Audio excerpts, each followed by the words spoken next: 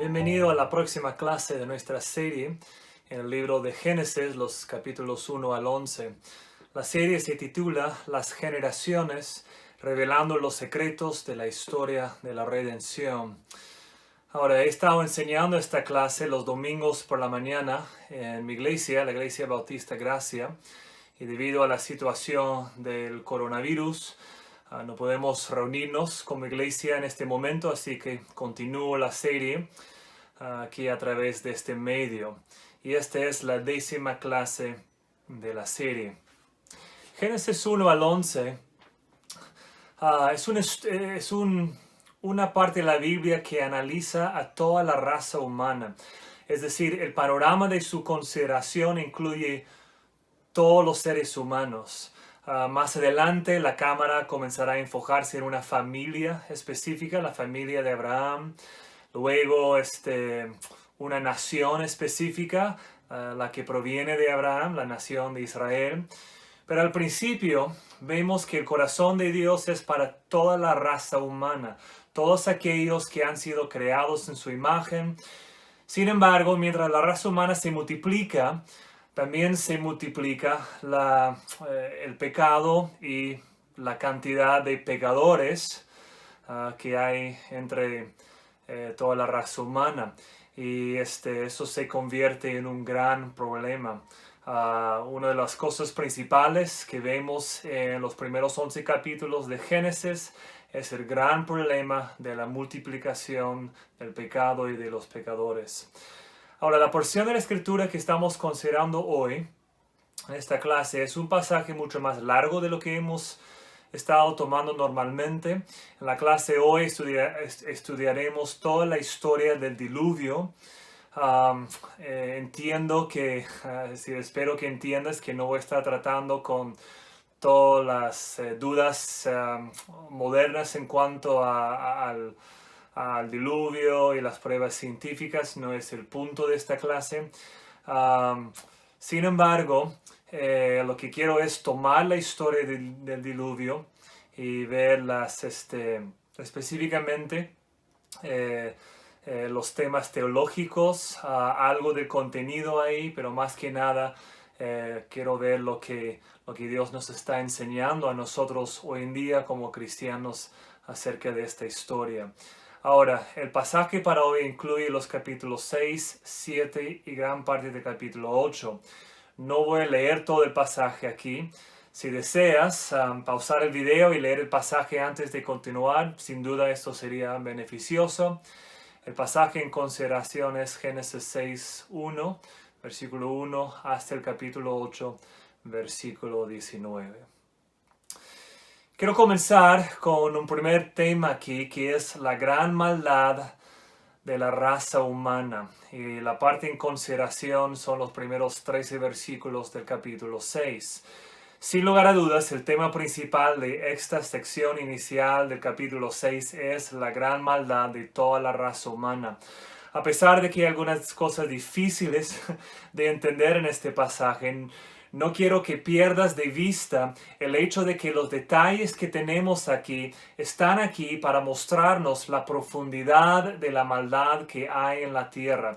Es decir, tengan en mente ahí el hecho de que a pesar de los detalles difíciles, el punto principal aquí persiste siendo que el hombre está mal, la tierra está llena de maldad, llena de corrupción, llena de violencia, y ese es el punto que persiste ahí desde el primer versículo del capítulo 6.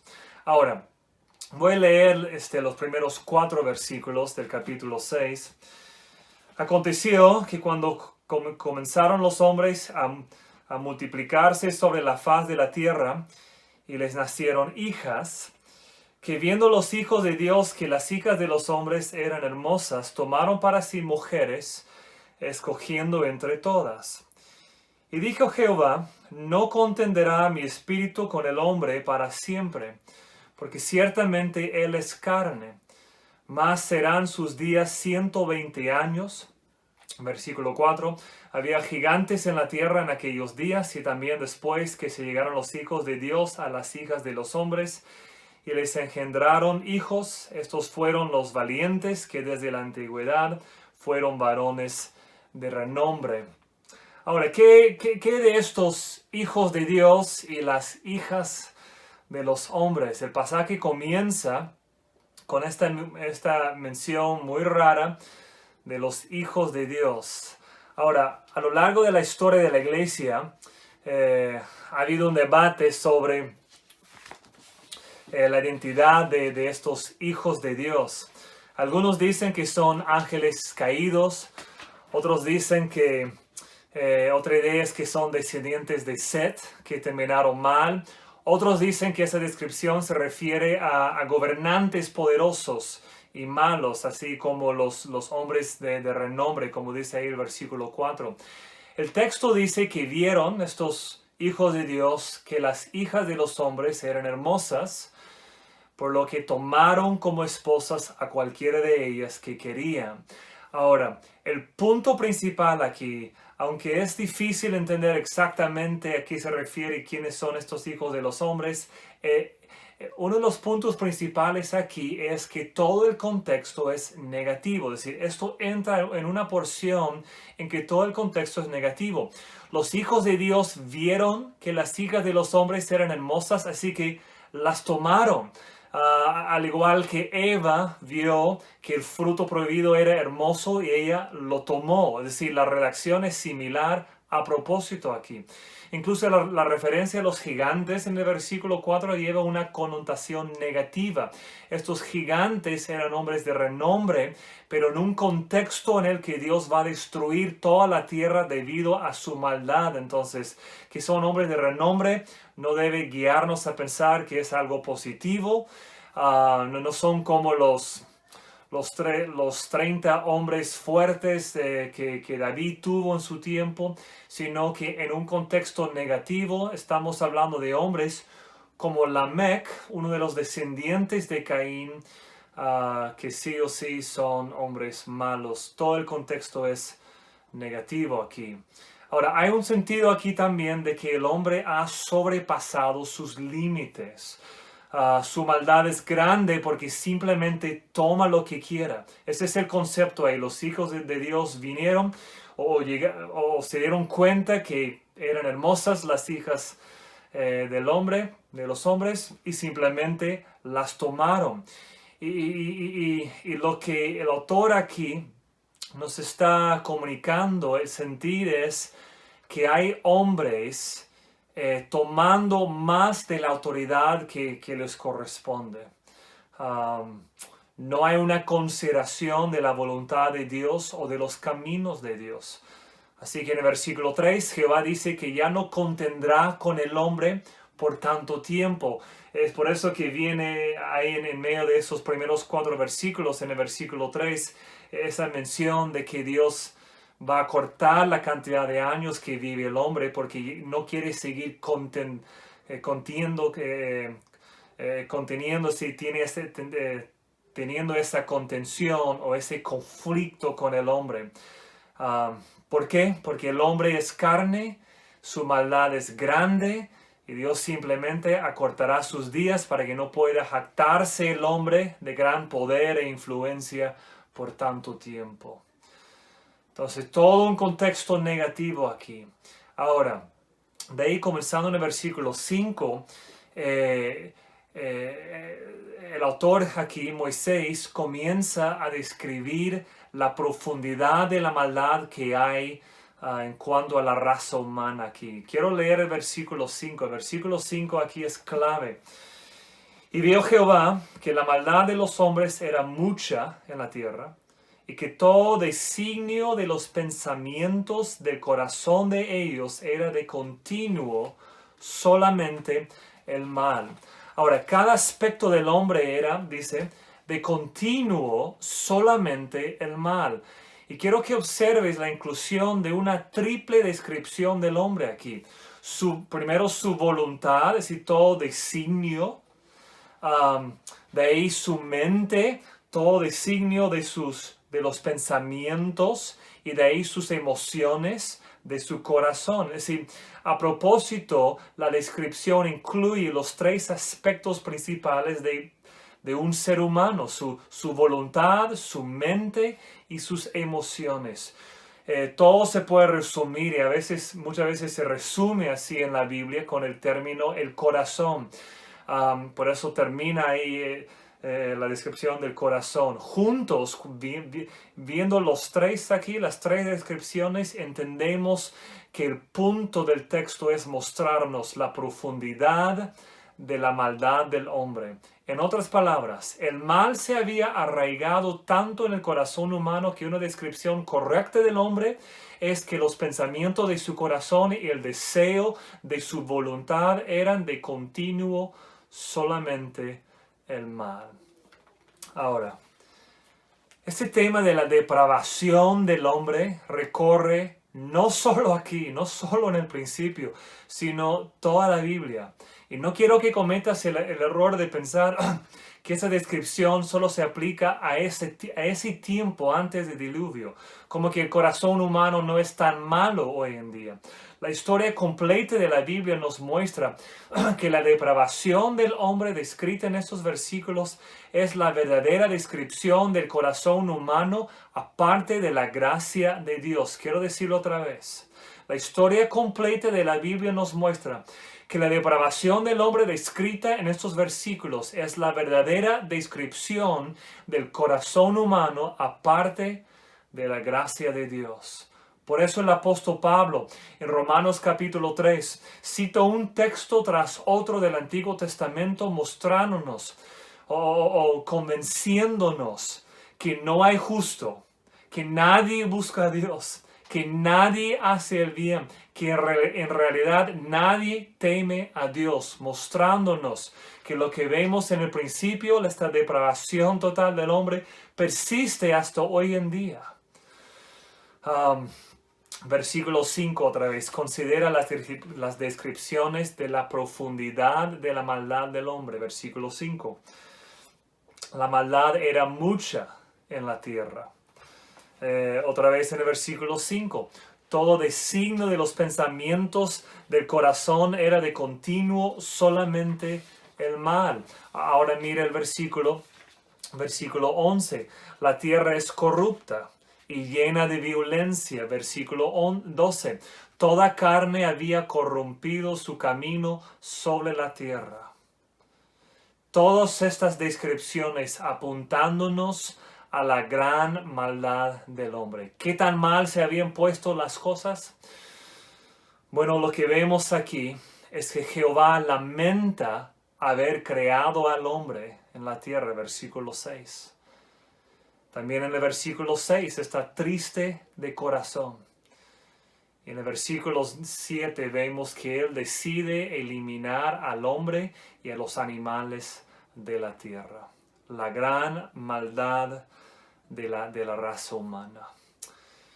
Pero de ahí, antes de terminar esta sección aquí, quiero recordarles que el autor aquí, Moisés, marca distintas secciones aquí del texto, distintos pasajes aquí, con una introducción de una nueva descripción de las generaciones. Ahora, eso lo vemos en el versículo 9. Estas son las generaciones de Noé. Entonces, el versículo 8 termina una sección. Y quiero que vean cómo termina el versículo 8. Y vemos ahí en el versículo 8 que hay un hombre, Noé, que haya gracia ante los ojos de Dios. Hasta ahora las cosas se ven tan mal que nos preguntamos si queda alguna esperanza. Hasta el versículo 7 la situación parece desesperada. Parece que Dios abandonará por completo su creación. Parece que su misericordia se ha agotado. Sin embargo, el versículo 8 lo cambia todo. Dice, pero Noé halló gracia ante los ojos de Jehová. Observa aquí cómo es que el autor establece un fuerte contraste Parece que Dios está al punto de terminar con todo y de repente hay un hombre que encuentra gracia en los ojos de Dios. Y hay dos cosas que tenemos que entender a base del versículo 8, a base de esto. Uno, y esto es claramente, si lo que vemos en el versículo 8 es claramente un acto de la gracia de Dios. Es un acto de la gracia de Dios. Y lo vemos aquí en dos maneras. Uno, ten en cuenta que este versículo termina esta sección, lo que ya mencioné. El siguiente versículo comienza con otro marcador de división, el anuncio de las generaciones de Noé. Ahora, se supone que debemos tomar esta declaración de esta manera. El pecado está tan desenfrenado en el mundo que Dios planea destruir todo, pero Dios decidió mostrarle gracia a Noé. Es decir, fue un acto soberano de la misericordia y la gracia de Dios en la vida de Noé y su familia. Lo entendemos así porque ya a partir del versículo 9 en adelante comenzamos a ver algo acerca del carácter de Noé. Pero antes de cualquier conocimiento de su carácter, la manera en que Moisés lo describe aquí es: Dios ha llegado al punto en que ya no quiere continuar con su creación, pero Él decide mostrar gracia a un hombre y su familia, Noé. Ahora, la segunda manera en la que vemos esto, que es un acto de la gracia de Dios aquí, lo que vemos en el versículo 8, y tiene que ver esto con la profecía que el padre de Noé hizo sobre Noé. Quiero que capten el punto aquí. En el capítulo 5, ahí casi terminando el capítulo, vemos que el padre de Noé, cuando Noé nace, profetiza algo acerca de su hijo, acerca de Noé. Y eso nos lleva a esta conclusión. No podemos decir que Noé ganó el favor de Dios a través de su vida justa.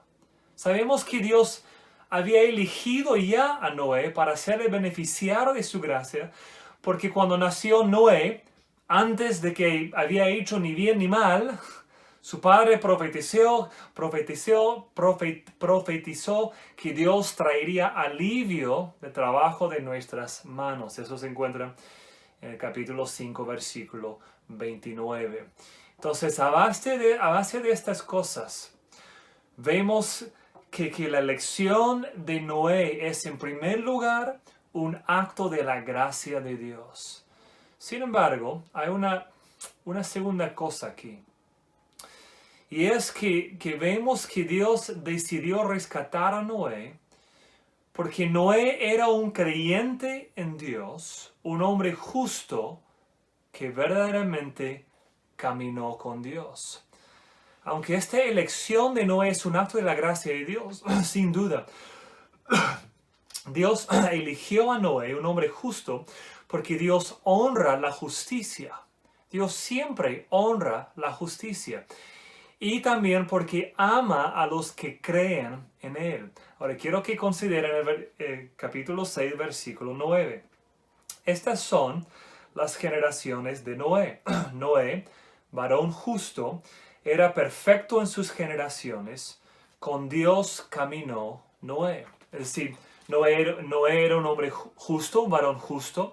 Era irreprensible en medio de una generación violenta y corrupta. Era igual que Enoc en el sentido de que él caminó con Dios. Y el plan de Dios es comenzar de nuevo con la creación. El diluvio dejará la tierra limpia de todas las personas violentas y corruptas y dejará solo a aquellos que creen en Dios y que buscan caminar con Dios en justicia. Y la manera en que Dios lo hace es a través de una combinación de juicio y salvación. Una combinación de juicio y salvación. En Génesis 6, versículo 13, Dios le dice a Noé: he decidido el fin de todo ser, porque la tierra está llena de violencia a causa de ellos, y he aquí, los destruiré con la tierra. Inmediatamente le dice a Noé en el versículo 14: hazte un arca de madera de gofer. Ahora, en este punto Dios entra en muchos detalles y a partir del versículo 14 comienza Dios a darle muchos detalles sobre la estructura del arca y el proceso de llevar a todos los animales al arca. Por ejemplo, el arca será de madera de gofer. En verdad no sabemos realmente qué tipo de madera era. Una madera que parece que hubo bastante ahí en el lugar donde Noé vivía. Tendrá el arca 3 niveles y será lo suficientemente espacioso como para manejar las provisiones y los espacios para las 8 personas y también para todos los animales. 2 de cada animal había ahí en el arca, macho y hembra. 2 de cada animal serán abordados en el arca. Se debían traer a bordo 7 pares de ciertos animales llamados animales limpios. Son los detalles que en el capítulo 6, luego en el capítulo 7 vemos. Cuando Noé tiene 600 años, comienza el diluvio. Y Noé y su familia y todos los animales están a bordo. Y 7 días después comienza el diluvio. Ahora, ¿qué pasó ahí? ¿Cuáles son las descripciones ahí? Las fuentes del abismo fueron rotas y las lluvias comenzaron a caer durante 40 días y 40 noches. Era de arriba cayendo agua, de abajo las fuentes subiendo agua. El agua continúa subiendo y pronto cubre todos los montes altos de la tierra. Todas las criaturas de la tierra, excepto las que están en el arca, mueren en el diluvio. Y las aguas permanecieron en la tierra durante un periodo de 140 días. Llegamos a Génesis 8, versículo 1. Y dice Dios que se acordó de Noé.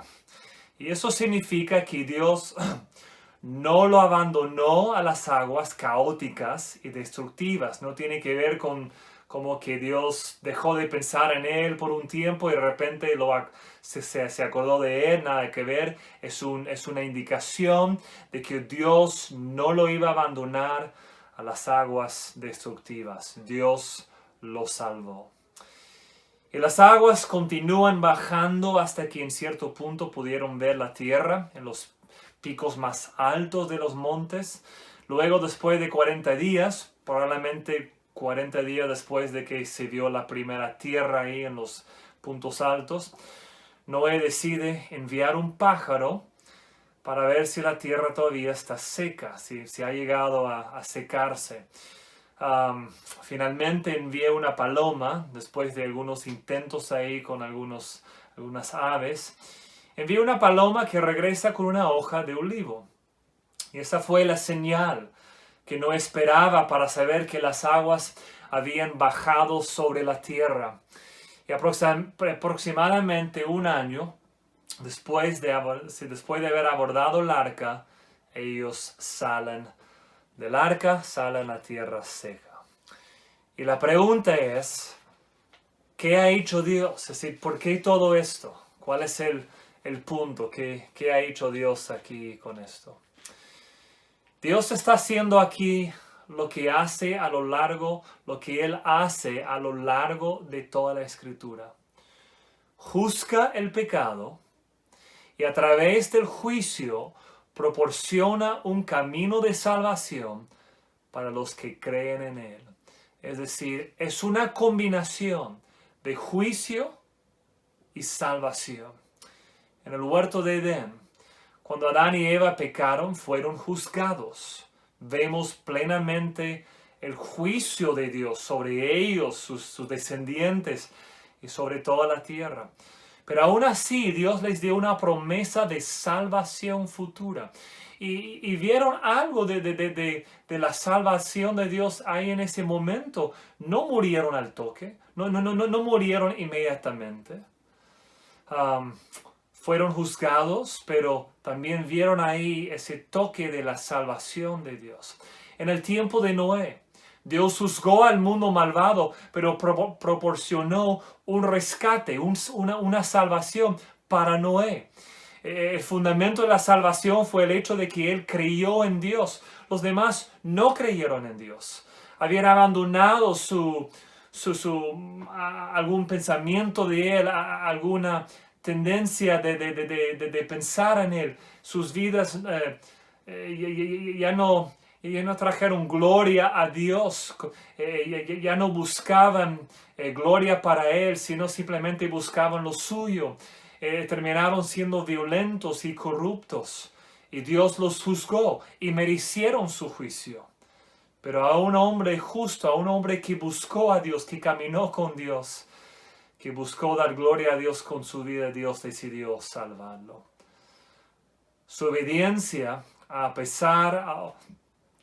su obediencia a hacer todo lo que Dios le ordenó con respecto al arco también fue un testimonio de su fe en Dios. El escritor de Hebreos, muchas generaciones después, lo expresa de esta manera. Por la fe, Noé, cuando fue advertido por Dios acerca de cosas que aún no se veían, con temor preparó el arca en que su casa se salvase. Y por esta fe condenó al mundo, juicio, y fue hecho heredero de la justicia que viene por la fe. Es decir, no fue él salvado porque él tenía una justicia suficiente en sus actos, sino que por fe buscó una vida justa. Dios honró su vida justa, pero la base más profunda que es su fe.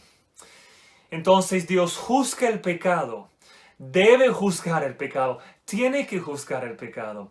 Esto es evidencia para nosotros de que el Dios de la Biblia es el verdadero Dios creador. Él es un Dios que juzga el pecado. Sabemos que las personas verdaderamente malvadas, aquellas que han causado un gran daño y destrucción en las vidas de otros, merecen pagar por ese pecado. Un Dios que no juzga el pecado no es un Dios que vale la pena servir. Sin embargo, si somos honestos con nosotros mismos, entendemos que somos los pecadores que merecemos ser juzgados. Te pregunto, ¿has vivido toda esta semana amando a Dios con todo tu corazón y con toda tu alma y con toda tu mente? ¿Has vivido esta semana amando a tu prójimo tan apasionadamente como amas a ti mismo? Si hablamos de esta semana, la realidad para la mayoría de nosotros aquí, al menos los que vivimos aquí en Perú en este tiempo, es que estamos en cuarentena con nuestras familias y hemos pasado largas horas juntos. Te pregunto, ¿has amado a tu familia todos los días, todo el día, toda esta semana, tanto como amas a ti mismo? Si somos honestos, tenemos que decir que no merecemos la salvación de Dios, merecemos su juicio. Sin embargo, la salvación de Dios nunca se da a quienes la merecen. Nunca. Siempre se da a aquellos que merecen su juicio, pero a los que creen que Dios nos salvará como ha prometido. ¿Cómo hizo Dios que esto sea posible? Al tomar el juicio sobre sí mismo en la cruz. Jesús tomó nuestro juicio en la cruz para que podamos nosotros tener su salvación. Y eso es lo que la historia de Noé y el diluvio ilustran para nosotros. Nos señalan el juicio que Jesús sufrió en nuestro lugar para que nosotros podamos ser salvos. Y debemos dar gracias a Dios por esa salvación. Que Dios te bendiga.